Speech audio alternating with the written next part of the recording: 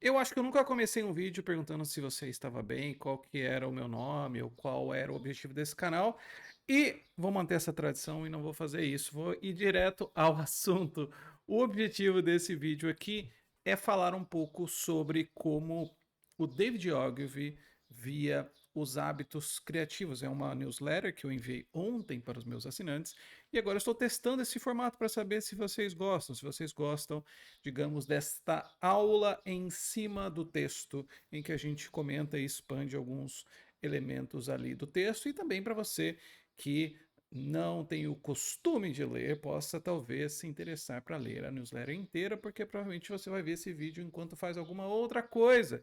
E a newsletter não dá para fazer isso, você tem que parar e só dá para ler a newsletter, tá? Então a ideia deste vídeo aqui é comentar um pouco sobre os hábitos que o David Ogilvy considerava fundamentais para qualquer empresa criativa, seja ela uma agência, no contexto do David Ogilvy, claro, é uma agência, é um publicitário, um marqueteiro famoso, né? Mas também eu acredito que serve para qualquer tipo de negócio criativo, né? Em que exista como princípio daquele negócio a criação de produtos e a criação de serviços de forma contínua, de maneira que a solução para os problemas dos clientes que aquele negócio atende não seja padronizado. Perceba a diferença? A parte é criativa porque você não tem uma solução pré-fabricada de tudo. Não é? Então, por exemplo, um trabalho de venda de móveis pré-fabricados, ou talvez mais especificamente de galpões de pré-fabricadas, né, um grande quadradão, não é exatamente um trabalho criativo. Existe uma solução, ou pelo menos na maior parte do tempo, né, existe uma solução padronizada. Você não tem que pensar em novas soluções para problemas diferentes. Tá? Então, um trabalho criativo normalmente envolve isso. Quer dizer, você já não sabe qual é a resposta certa antes mesmo de analisar o problema do cliente. Tá? Então, o David Ogilvy ele considerava que tudo isso, não é, principalmente dentro de um contexto em que, no caso da Ogilvy, uma grande agência ali dos anos 50 e 60, mas até hoje uma das grandes agências do mundo, era como se manter criativo ao longo do tempo. Porque é muito comum que você encontre influenciadores que cresceram e hoje se sentem meio perdidos. Eles não sabem exatamente o que eles fazem, o que eles querem fazer, ou até a própria identidade, quem que eles são. Principalmente aqueles que começaram a ganhar muito dinheiro ali nos anos 2017, 2018, mas principalmente aí entre 2018 e 2020, que foi esse grande boom da pandemia, e era muito fácil fazer dinheiro, e eles fizeram muito dinheiro num volume assustador, mais do que eles fizeram em todos os anos anteriores. E agora que eles cresceram, naquela época, né? Então eles precisavam ser muito criativos, muito agressivos, inclusive, para crescer e crescer rápido, né?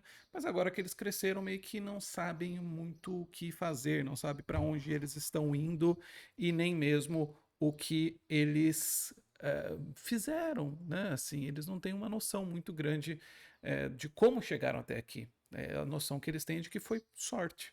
E agora que as coisas começam a ficar mais difíceis, você não pode contar com a sorte, né? Claro que ela existe, ela vai estar sempre envolvida, mas você quer também entender o que você fez, não é? Entender por que, que as coisas aconteceram.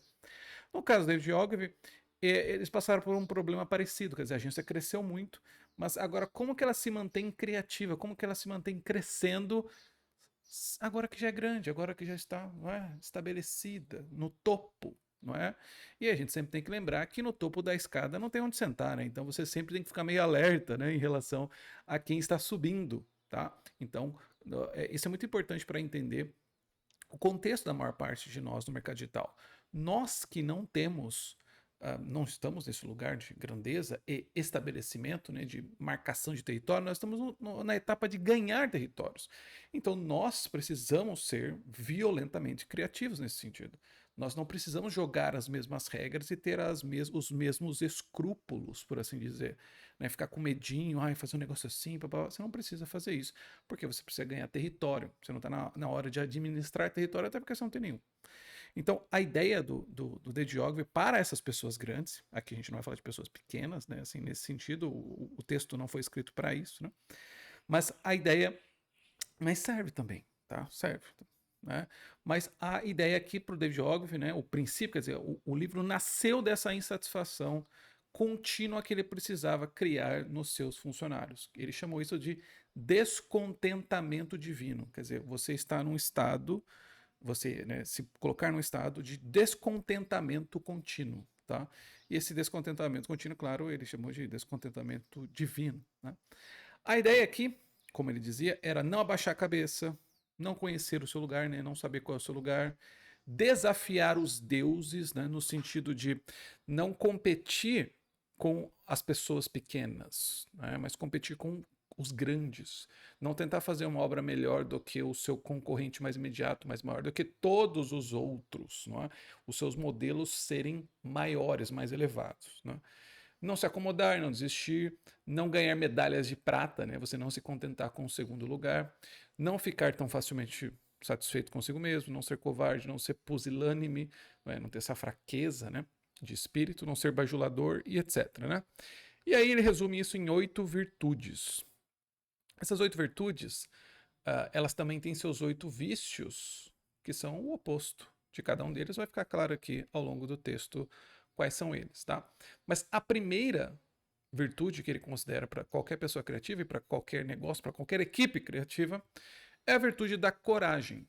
Ele diz assim, né? Se o medo é o nosso principal adversário, então a coragem é nossa principal aliada. É o primeiro dos 8 hábitos criativos por um bom motivo. É o hábito que garante todos os outros. Na ausência de coragem, nada que vale a pena pode ser realizado. As ideias são mágicas, mas são sementes frágeis que precisam de proteção. Então, isso aqui é fundamental, né? Porque o segredo é claro, né? A gente sempre fala assim, o pessoal tem muito medo, o pessoal é muito covarde e tudo mais. Mas a gente precisa entender que, principalmente no meio de negócios, né? É um ambiente de alto risco. Então, o empresário, ele é cagão. Então, todo empresário que eu conheci, ele gosta de se arriscar, mas ele é cagão em várias outras áreas. Assim, ele quer jogar seguro, ele quer saber, né? To play safe. Ele quer saber, assim, o que funciona, o que é normal, o que dá certo, será que tem algum método? Porque ele não só está investindo, às vezes, muito dinheiro naquilo, mas muito tempo, mas ele está investindo a vida dele ali. Então, por incrível que pareça, e por mais que os empresários gostem de usar esse discurso de que você precisa se arriscar e tudo mais, e eu também defendo esse discurso, mas a gente sabe que não é fácil. A gente sabe que é não só doloroso, mas assim, causa muitas dúvidas, tá? Não só em você, mas também nas outras pessoas. E isso faz com que você queira fazer aquilo que está funcionando. Os empresários, normalmente, principalmente no mercado digital, tendem a ter o rosto virado para trás. Eles querem saber o que já foi feito para eles fazerem parecido, ou às vezes até igual. Então isso acontece até só você olhar as thumbnails, por exemplo, de perfis de youtubers brasileiros e youtubers gringos, que são versões deles aqui. Né? Então você pode olhar, por exemplo, a do Wesley, Deleganori, e olhar as do Andrew Huberman. Vocês vão ver que são thumbnails muito parecidas. Tá? Então a ideia é, eles estão sempre voltando para trás, estão sempre olhando para aquilo que já funcionou e estão copiando. Tá? E é claro que isto em si mesmo, como eu falei no meu texto do plágio, não é exatamente ruim. Mas as pessoas que veem em você um modelo, elas vão fazer o quê? Elas vão copiar você também, certo? Então você acaba virando uma cópia da cópia da cópia da cópia. Você vai virar, tipo assim, uma versão de terceiro, né, quarto, quinto grau, né, de qualidade da versão original. Porque você copiou a forma, quer dizer, a thumbnail ali, digamos assim, mas você não tem não só o prestígio, o status daquela pessoa, mas às vezes nem o conhecimento mesmo. Você é pior que aquela pessoa. Tá? Então não vai funcionar tão bem para você. Talvez nem funcione para você, porque não é apenas aquilo que conta. Tá? Então o importante a entender aqui é que o medo, de fato, ele é um dos principais problemas, talvez o pior dos hábitos, como diz o David Ogilvy, para as pessoas criativas, né? E aqui, né, ele comenta, né, eu comento aqui na verdade, né, que quando você tem medo, você vai buscar o quê? Você vai buscar uma alternativa segura, né, aquela que já funcionou. O problema é que, assim, a coragem, ela gera, aqui eu coloco assim, né, o inconveniente é que a coragem gera confiança, e sem confiança a pessoa só sai do lugar de rodinha, né, usando cadeira de rodinha, e com alguém segurando na mão. Porque essa é a questão. Quando você usa um método, digamos, validado e papapá, tudo isso é muito bom, você tem algum lugar para começar. Mas quando você só faz isso, significa que você nunca ganhou um tipo de segurança ou confiança pessoal para fazer as coisas do seu jeito, né? Assim, para entender aquilo que realmente funciona para você. Então é muito comum que quando você começa a trabalhar com clientes, você proponha estratégias e eles simplesmente vão pegar de outros players ou outras pessoas com mais dinheiro, mais respeitadas e tudo mais, mas que estão muito longe da sua realidade, muitas vezes, tá? Mas como elas pagaram 10, 15, 20, 50 mil para participar daquilo e para receber aquelas estratégias validadas, elas vão confiar 1000 vezes naquela pessoa do que em você. Então, o que acontece é que, você tá vendo que essa insegurança, ela é compensada por esse tipo, o medo, né, é compensado por esse tipo de segurança, né? Então, uma dica que eu dou é, toda vez que você pensar nisso, tiver algum tipo de medo, você como uma pessoa criativa, aqui eu não consigo saber se você é um dono de negócio, se você é um profissional liberal, mas toda vez que você tiver algum medo nesse sentido, principalmente numa tarefa criativa, você pensa assim, por que que eu não faria isso? Por que que eu não fiz isso? Não é? Quer dizer, a questão é, em vez de você, quando você arrisca, você está sempre colocando em risco dinheiro, tempo, relacionamentos, reputação, né? Mas a ideia é, assim como você não pode arriscar algo e perder tudo, quer dizer, você sempre vai perder alguma coisa, mas você sempre vai ganhar alguma coisa em troca, né? Você ganhou uma coisa, perdeu outra. Não tem como você só perder, por exemplo. Você sempre ganha alguma coisa, pelo menos experiência. Você ganha. Então, a questão é, a pergunta que você vai fazer é o que eu ganho se eu perder isso? Isso é muito importante. Porque a gente vê muitas vezes as pessoas adiando decisões que elas já sabem que querem tomar e vão tomar. Por motivos muito bocosos, assim. Então, assim, é muito comum a gente que vende cursos, né? A pessoa às vezes passa meses enrolando para comprar o curso porque ela não sabe se é para ela e tudo mais. E, assim, era só você comprar e pedir reembolso, então, né? Sim. Você teria em 7 dias descoberto algo que você está meses querendo descobrir. E isso é muito importante, porque a tarefa da pessoa criativa, ou da pessoa que quer criar um negócio, né? Aqui pode pensar de várias maneiras. A tarefa dela não é resolver todos os problemas intelectualmente. Você precisa fazer as coisas para resolver esses problemas. Não tem como você adivinhar essas coisas apenas estudando ou apenas pensando sobre aquilo. Você precisa fazer e pensar, fazer e pensar, fazer e pensar. Ou pensar e fazer, vai depender aí da sua inclinação. Se você é uma pessoa mais intelectual, se você é uma pessoa mais experimental. Mas a questão é, você precisa pensar. Não existe aqui progresso apenas pensando. Na criação de negócio, você precisa criar coisas. Né? Então eu sempre falo para os alunos: não existe pessoa com ideias criativas. Não é? Você não é uma pessoa criativa só porque você tem ideias criativas. A pessoa criativa é a pessoa que cria coisas. A ideia na sua cabeça, ela, ou assim, até como plano, ela não tem muito valor no mundo real. Porque, por exemplo, o que a gente tem do Leonardo da Vinci não são as ideias criativas dele, a gente tem as obras dele, quadro, né, assim, a engenharia dele, os desenhos, tem que ter algo, tá? Isso que sobra, isso que é legado, isso que é passado, tá? Então, tente pensar assim: o que eu ganho se eu perder isso? Então, se você perder esse dinheiro, se você perder essa oportunidade, ou se você perder esse emprego, né, o que, que você ganha? Né? Então, no mínimo, de novo, no mínimo você aprende que aquele tipo de coisa não funciona, ou que aquilo ali não é legal, ou que naquele contexto, aquele tipo de... Enfim, você vai ganhar alguma coisa. E aí, ressignificando isso, você consegue pelo menos sair do lugar. Eu vejo que muitas pessoas não saem do lugar por causa disso aqui. Então elas ficam assim: ah, eu vou perder esse dinheiro. Mas o que, que você vai ganhar em troca? Né?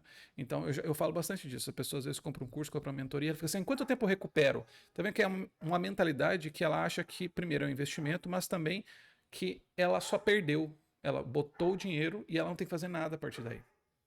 Você entende? Assim, ela acha que colocar o dinheiro significa que ele sozinho vai trazer algum retorno. Assim, porque a resposta seria assim: eu sei lá, você precisa ver o curso e praticar. Você entendeu? Como que eu vou saber quanto tempo você vai. Depende das suas circunstâncias, né? Então, a pessoa, você, aí precisa ver o que, que eu ganho se eu perder isso. É muito importante fazer essa pergunta para mim, me ajudou em vários contextos, tá? O segundo hábito criativo do David Ogilvy aqui é o idealismo, tá? Ele diz assim, ó, quando nossos sonhos são pequenos, nos tornamos pessoas pequenas. Nossa aspiração se torna atingir a meta do próximo trimestre e não perder uma conta. Quando focamos nossa vida apenas em ganhar dinheiro, isso mostra uma pobreza de ambição. Eleve seus objetivos, abra novos caminhos, compita com os imortais, né? Então, a ideia aqui é de que se você não tem uma ambição grande o bastante para manter você em movimento, você provavelmente nem vai sair do lugar. É aquele negócio, né? Se você quer ganhar 1 milhão, você tem que fazer uma meta de 2. Porque normalmente nós ficamos abaixo dos nossos ideais, nós ficamos abaixo dos nossos objetivos, tá? E é normal que isso aconteça. Então, quando você coloca uma meta grande o bastante, você se eleva junto com aquela meta. Eu não gosto muito daquele livro Os Hábitos Atômicos, mas tem uma frase muito boa que o James Clear diz lá, que é assim: ou você se eleva à altura dos seus ideais, ou você se rebaixa à altura das suas circunstâncias. Quer dizer, você tem um ideal muito grande, um objetivo muito grande, uma ambição muito grande, e aí você começa a caminhar e progredir para chegar até ele, ou você se rebaixa à altura das suas circunstâncias. Quer dizer, vou ficar contente com o que eu já tenho e com quem eu já sou. Quer dizer, não tem outra opção. Então, o importante, o que o David Jogg está dizendo aqui é que a ambição de apenas ganhar dinheiro, ela é pequena. Então, assim, eu quero ganhar dinheiro, ou eu quero ganhar muito dinheiro, ou eu quero ganhar muito dinheiro e fazer alguma diferença, fazer algo significativo, eu quero fazer algo que eu goste, por exemplo, que eu acho divertido. Eu acho que boa parte das pessoas que entraram na propaganda, elas acham criar anúncios, pelo menos, um pouco divertido, um pouco interessante. Então, esse é o tipo de coisa que precisa ser levado em consideração na hora de você pensar no seu ideal. E aí o professor Olavo ele diz um negócio assim, né? Um ideal, o que é um ideal, né? Ele diz assim que a síntese em que se fundem numa só forma e uma só energia a ideia do sentido da vida e do preço da sua realização. Diz que um homem tem um ideal quando ele sabe em qual direção tem de ir para tornar-se aquilo que almeja e quando está firmemente decidido a ir nessa direção. Então, o ideal é isso. Né? Então, é a ideia, né, do sentido da vida e o preço que você paga por aquilo. E um homem é idealista quando ele sabe para onde ele está indo e está firme, convicto naquela direção. E assim, esse é um texto dele que chamou O Abandono dos Ideais, recomendo que vocês leiam depois, mas isso é muito importante para quem tem algum tipo de empresa, algum tipo de projeto criativo. É muito comum que a pessoa ganhe algum dinheiro. Eu já dei várias consultorias para pessoas assim, elas ganham algum dinheiro e meio que elas já não sabem o que fazer. Elas meio que desanimaram, elas não sabem qual caminho tomar agora, meio que ficou naquele negócio de the same old shit, sabe assim? Ficou nessa mesma merda, nesse mesmo lugar, a coisa não vai e tal. Então, falta um ideal. Elas queriam só dinheiro, elas conseguiram o dinheiro, só que como vocês, que ainda não têm muito dinheiro, vão descobrir, é que o dinheiro só resolve problemas que o dinheiro resolve. Então, você pode ter uma vida um pouco mais confortável, mas ela talvez não seja tão significativa quanto você gostaria que fosse, a não ser que o sentido da sua vida seja consumir tudo aquilo que o dinheiro pode dar. Tá? Aí talvez para você seja o suficiente. Eu não estou dizendo que o dinheiro não traz felicidade, eu acho que o dinheiro traz muita felicidade, principalmente aquelas que o dinheiro pode comprar, isso que é importante dizer. Tá? Mas eu estou dizendo assim que é muito comum que você consiga isso e fique meio desanimado por algum tempo. Tá? Então, esse é o idealismo, né? Assim, quer dizer, de você ter uma grande ambição, quer dizer, ter sonhos grandes, megalomaníacos, fora da realidade, tá? E, essa vem a parte importante, lutar para chegar ao nível desses sonhos irreais, tá? Isso que é a coisa importante. Porque você só ter esses grandes sonhos, mas não andar nessa direção, quer dizer, não progredir nela, não se esforçar, não estudar, não praticar, aí significa que você realmente é maluco, tá? E não vai conseguir nada. A terceira curiosidade, ele diz assim: aquele que não para mais para se perguntar e ficar extasiado em reverência está praticamente morto, seus olhos estão fechados. É somente no estado aberto de curiosidade que podemos explorar, sonhar e fazer bebês em nossas cabeças.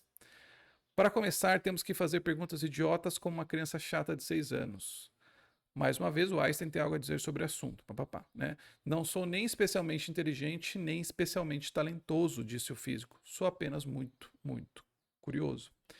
Então, essa também é outra questão que eu vejo que as pessoas confundem muito neste mercado, até porque este é um mercado que exige um autodidatismo constante. Você precisa o tempo todo estar estudando e ninguém vai dizer assim, você precisa estudar isso, isso aqui.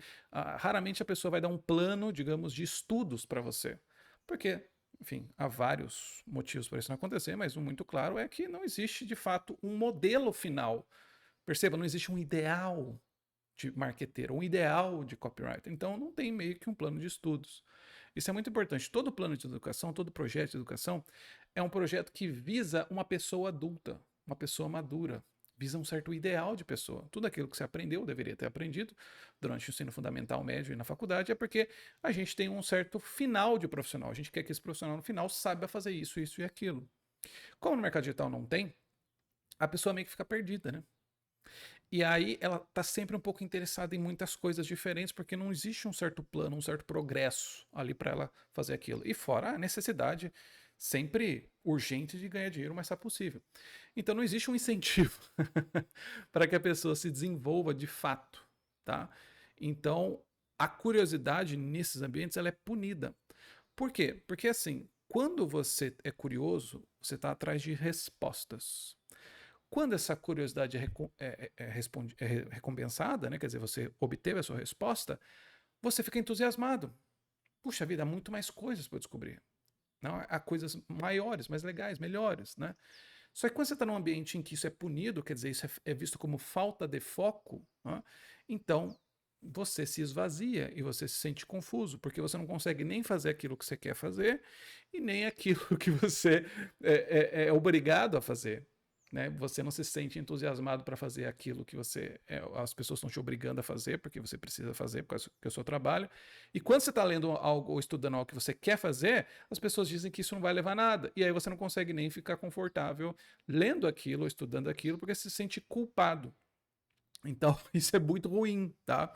Normalmente, no trabalho criativo, e essa é uma das coisas eu acho muito legais, mas eu sei que há pessoas que principalmente aquelas que buscam o senso do controle e da segurança, muitas vezes porque elas vivem num ambiente muito inseguro, caótico, não só financeiramente, mas, enfim, veio de um ambiente de violência e traumas, etc. Elas não querem isso. Mas, normalmente, no trabalho criativo, as melhores ideias vêm quando você não está procurando. Quando você está, enfim, enrolando, você vai andar no parque e você vê uma ideia nova. O trabalho criativo não é um trabalho igual a um trabalho braçal, um trabalho manual, em que você vai insistindo ali, fica repetindo, repetindo, como acontece no ambiente de esportes, em que você vai lá, pratica todos os dias e daí você vai ficar melhor em arremesso, melhor em chutar falta. Né? No ambiente criativo, existe a prática, mas a ideia normalmente não vem com um esforço constante de você ficar pensando. Se você pegar e sentar agora e ficar 5 horas pensando numa nova ideia, é muito improvável que você vai ter uma ideia. Ou pelo menos uma boa ideia. O que vai acontecer é que você vai pensar e aí não vai sair nada. Você vai se sentir mal, culpado. Aí você vai fazer outra coisa daqui a 1, 2 dias, pá, surgiu a ideia. É assim que funciona. Tá? Então, se você não gosta disso, eu gosto, tá? Mas se você não gosta disso, você só tem duas opções: ou desistir da profissão criativa e vai procurar uma profissão mais mecânica, administrativa, de gestão, em que você não precisa ter ideias novas, mas você quer controle, tá? Ou você muda seu mindset. É assim que funciona, tá? Bom, então a quarta característica é a ludicidade, que eu acho que é algo que praticamente desapareceu e é desestimulado muitas vezes nas empresas, né? Ele diz assim, ó, o David Ogilvy nunca cresceu completamente. Ele provocava em reuniões, jogava bolo e chocolate em jantares e rolava por encostas gramadas internos Brooks Brothers, saia rolando no meio do mato. Ele nos disse para desenvolver nossas excentricidades enquanto somos jovens, para que as pessoas não pensem que estamos ficando loucos quando ficarmos mais velhos. Como todas as pessoas criativas, David sabia que a necessidade pode ser a mãe da invenção, mas é a brincadeira que certamente é o pai. Aí tem essa citação do Leonardo da Vinci que é muito boa. Pessoas sérias são muito apegadas ao passado para inventar coisas novas. Eu sinto que assim, quando a gente fala de dinheiro, as pessoas ficam muito sérias, né? Então, elas ficam com a voz grave, falam de um jeito muito grave, papapá. E isso é muito importante em vários nichos. Por exemplo, quando você vai falar com o seu contador ou de investimentos, são pessoas que precisam ser levadas a sério. Muitas vezes você coloca todas as economias da sua família num fundo de investimento e aí você precisa realmente levar aquilo a sério. Mas no mercado criativo, não pode ser assim. Você precisa ter esse escape, você precisa ter esse ambiente de bom humor, né? E é isso que o David Ogg vai dizer, que o papel do líder criativo numa equipe é criar um ambiente em que isso possa florescer. Quer dizer, não pode ser um ambiente rigoroso, sisudo. Você precisa ter algum tipo de criatividade, algum tipo de elasticidade da mente para que as pessoas possam criar. Elas têm que achar isso divertido em algum sentido, tá? E aí, a questão que eu coloquei é: você não pode se levar tão a sério, porque você não é muito bom ainda, né? Então, você precisa ter esse tipo de brincadeira mesmo, tá? O David Ogg uma vez, inclusive, disse assim: eu não me importo se as pessoas vão trabalhar de terno. Era uma questão sobre dress code, né? Código de vestimenta no trabalho. Ele diz assim: eu não me importo se as pessoas vão trabalhar de terno ou de pijama. O importante é que elas façam as coisas. E aí, no outro dia, as pessoas do escritório combinaram e foram todas de pijama e ele achou aquilo muito engraçado. Perceba que se você fizer isso, às vezes, hoje no ambiente de trabalho, o cara vai te demitir. Né? Até numa equipe criativa, né? Então, assim, é muito importante ter isso como parte do seu hábito. Quer dizer, você tem que ser capaz de brincar com as coisas. Eu percebo que muitas vezes as melhores ideias vêm quando você começa a zoar as coisas, né? Exagerar o que dá para fazer e aí você consegue ter melhores ideias, tá? Mas a ludicidade é uma característica fundamental. A outra que talvez seja mais difícil de comentar, né? Mas é a franqueza, né? Eles assim, ó: somos uma empresa de solucionadores de problemas. Nosso trabalho exige que sejamos brutalmente honestos e totalmente dedicados à verdade. Pois, a menos que saibamos a verdade em todos os seus detalhes desagradáveis, como vamos resolver problemas? A tendência de ser gentil e evitar dizer a verdade é tão onipresente nos seres humanos que pode ser considerada uma característica da natureza humana, né? Então, aqui eu comento em um texto, que tem no vídeo aqui também no canal, que é sobre o MrBeast. O MrBeast fala exatamente disso, tá? De que, assim, ele prefere 1000 vezes que a pessoa seja honesta a ser gentil. Em que sentido? Não quer dizer que as pessoas são contra a gentileza no mercado de trabalho, né? Ou em equipes criativas, né? É porque muitas vezes as pessoas serão gentis com você porque elas não querem te desagradar. Principalmente quando você tá, né, quando você está sendo pago para isso, né? Você é funcionário, né? E aí você vendo o seu saláriozinho podendo voar, você fala assim: "Não, sim, essa ideia é maravilhosa", e tal. Isso é péssimo. Péssimo. Isso às vezes é culpa do próprio líder que não gosta de ser contrariado, tá? Mas isso é péssimo para a criação de trabalhos, né? Para uma equipe criativa, porque você precisa ter um ambiente que as pessoas possam expressar as suas ideias de maneira franca. Não quer dizer que elas estejam certas, não quer dizer que elas estejam que você tem que ouvir sempre o que elas têm para falar, tá? Muitas vezes não é nem isso, mas elas precisam se sentir à vontade para dizer: pô, e se a gente fizesse tal coisa? E se não fosse assim? Eu não sei se isso aqui vai dar certo. Elas precisam ter esse ambiente. Porque do contrário, todo mundo fica muito gentil ou fica com muito medo, né? Cria um ambiente soviético aí, né? Um ambiente autoritário para que você não dê nenhum tipo de opinião que possa custar o seu trabalho. Então vira um ambiente de medo. Eu, por exemplo, não gosto das técnicas de brainstorming por causa disso. O brainstorming, né, que é essa ideia de você, cada um dar sua ideia sobre aquilo, eu acho que precisa ter uma equipe muito franca para que isso saia, né, assim, saia bem, né? Porque em geral a pessoa não vai dar opiniões porque ela sabe que o nome dela vai estar lá e daí outras pessoas vão estar ali e ela vai tender a concordar. Então, um brainstorm às vezes funciona quando você não sabe quem opinou, quem disse o quê, tá? Então, essa é outra coisa para ser levada em consideração na hora de você fazer um brainstorming, né? Eu nem acho que é uma técnica muito boa, honestamente, há técnicas melhores, como a técnica da cinética, tá?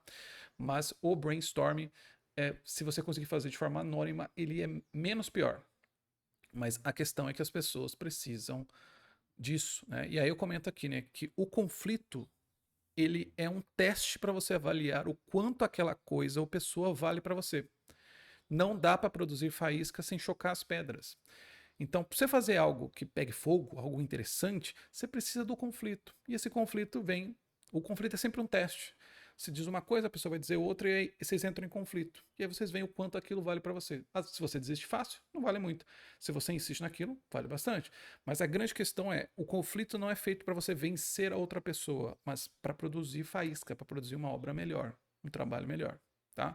Então, o ambiente, o conflito é claro, ninguém está dizendo para você fazer para ter um ambiente de conflito por conflito, senão você vai criar uma guerra. Mas a questão é que o conflito precisa ser necessário para criar boas coisas, tem que desviar a importância e o prestígio que aquela pessoa tem ali para a obra. É muito difícil fazer isso quando você tem um líder muito autoritário, por exemplo. A intuição, isso aqui não tem nem muito o que falar, tá? Porque essa citação explica tudo. Estamos no negócio da criatividade e da descoberta. O que os clientes mais valorizam em nós é a nossa capacidade de encontrar soluções únicas para os seus problemas de negócios por meio de saltos intuitivos. Depois de 14 anos nisto, cheguei à conclusão de que o líder criativo tem uma responsabilidade principal: fornecer um ambiente no qual os criativos possam fazer um trabalho útil. É aquilo que eu comentei um pouco atrás, né? Na indústria da publicidade, para ter sucesso é necessário acumular um grupo de pessoas criativas. E aqui vem uma coisa muito inteligente. Isso provavelmente significa uma porcentagem bastante alta de não conformistas brilhantes e excêntricos. Algumas das grandes agências agora estão sendo gerenciadas por cuidadores da segunda geração que chegaram ao topo de suas organizações porque eram homens suaves e diplomáticos. Mas esses homens de salão não podem criar campanhas poderosas. Nosso negócio precisa de enormes infusões de talento, e o talento, acredito, está mais propenso a ser encontrado entre não conformistas, dissidentes e rebeldes.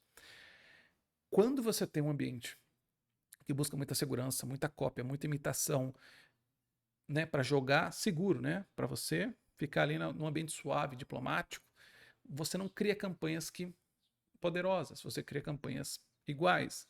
E é claro que algumas pessoas ganham muito dinheiro assim, porque quando você cria campanhas sem poder, ou campanhas muito mais ou menos, ganha quem tem mais mídia, quer dizer, quem tem mais dinheiro para investir em mais tráfego. Porque você vai ganhar pela publicidade, porque você é público, uma pessoa pública e conhecida, e porque você tem, por assim dizer, mais personalidade, ou você é mais famoso, as pessoas gostam mais de você. Mas não pelo seu marketing. O que é péssimo, né? Não é um péssimo conselho para quem é pequeno, para quem quer ganhar território, para quem quer criar novos produtos, porque você não tem isso a seu favor.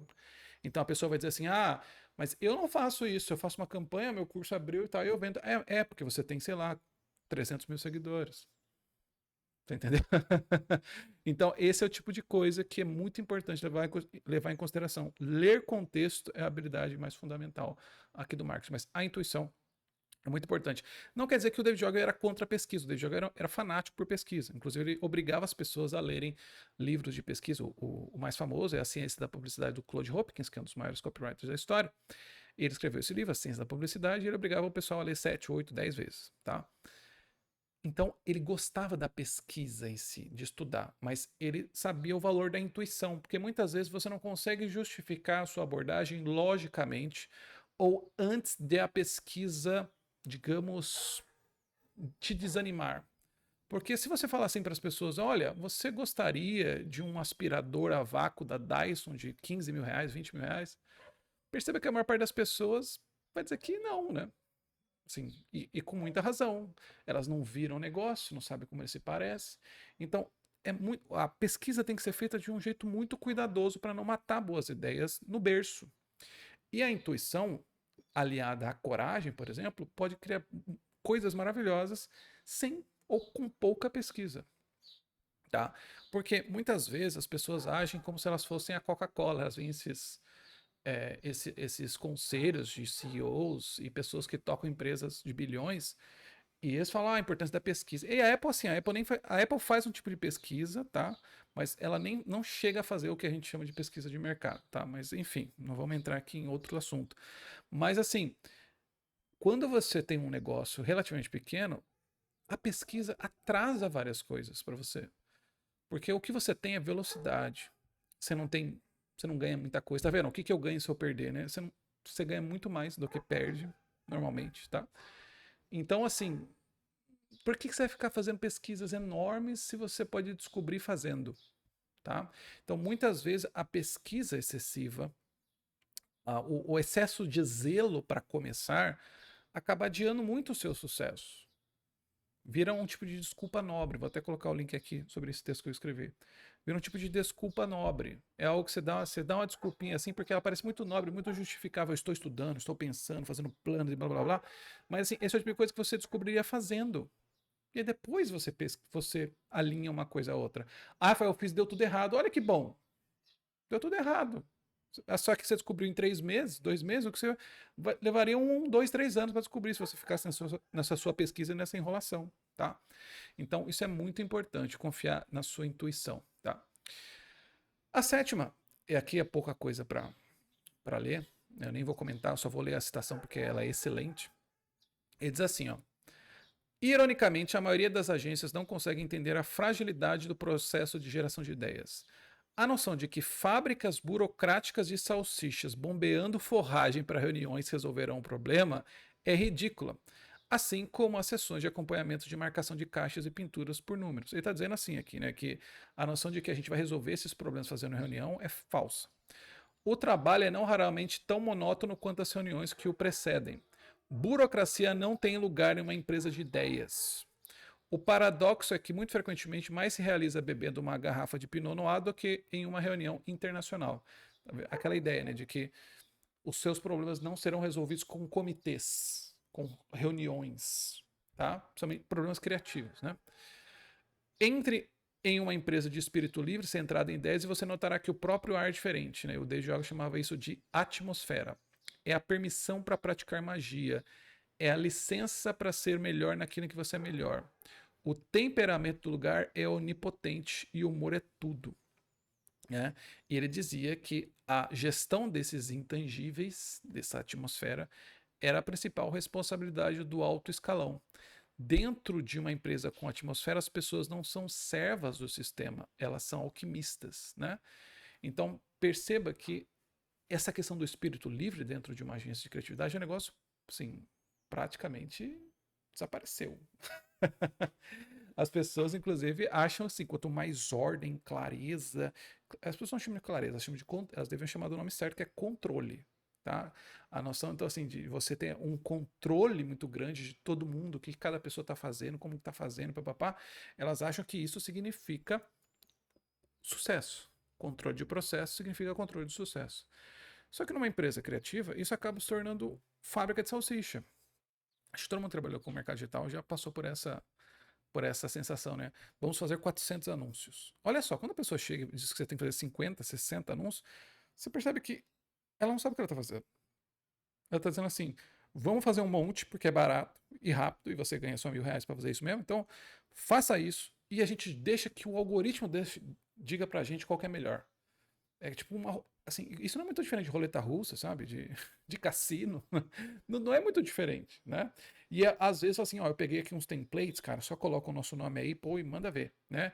É só isso, dane-se.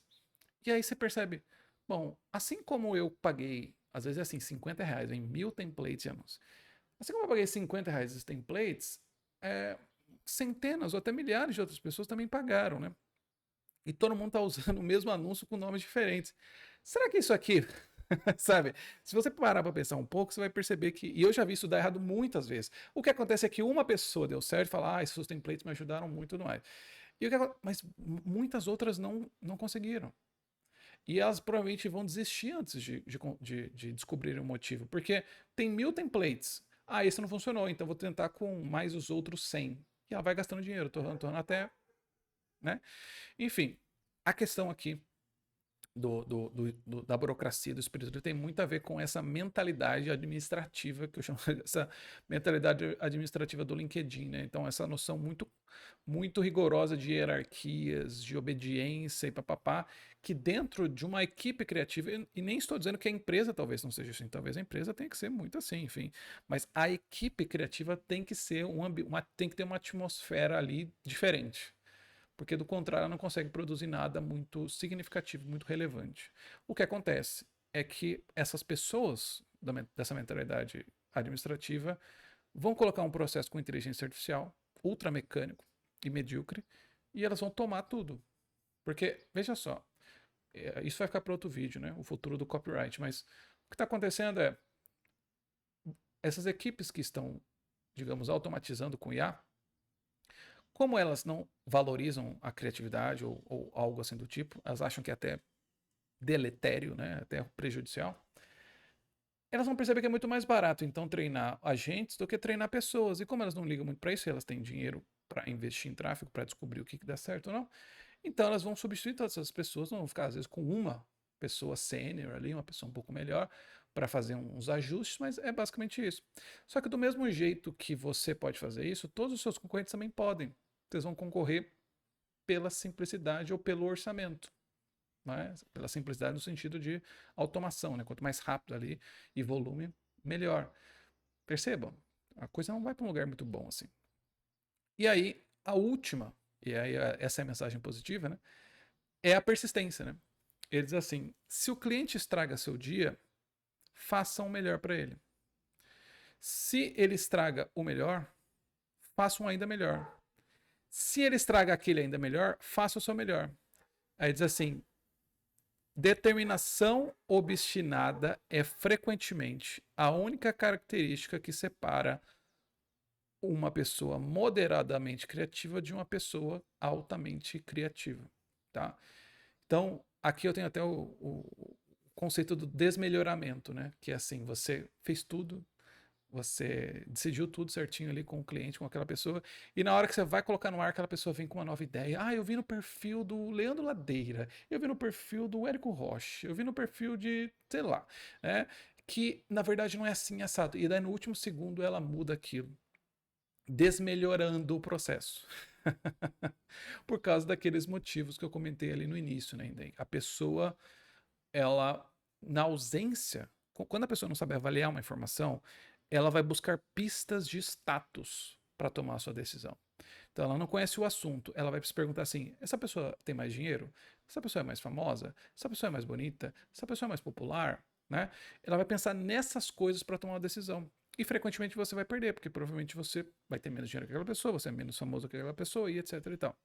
Você vai dizer, mas cara, sou eu que estou com aquela pessoa dia a dia analisando o negócio dela? Sim.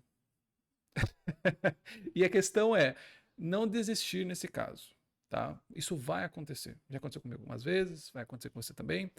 A questão é não desistir, porque o seu trabalho faz parte do seu trabalho vender o seu trabalho.